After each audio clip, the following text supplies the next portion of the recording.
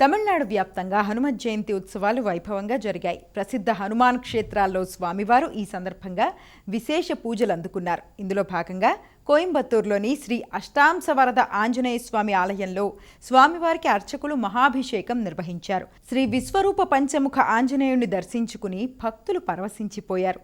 మార్గశిర అమావాస్యను తమిళులతో పాటు మలయాళీలు కూడా హనుమత్ జయంతిగా పరిగణిస్తారు.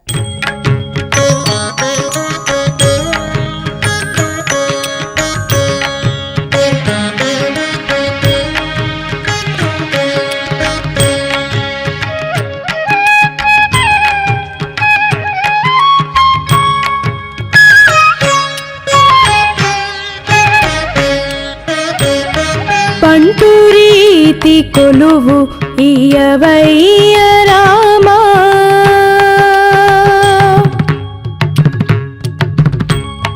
బంటూరీతి కొలువు ఇయవయ్య రామా, బంటూరీతి కొలువు ఇయవయ్య రామా, బంటూరీతి కొలువు ఇయవయ్య రామా, బంటూరీతి కొలువు కొలువు ఇయవయ్య రామా.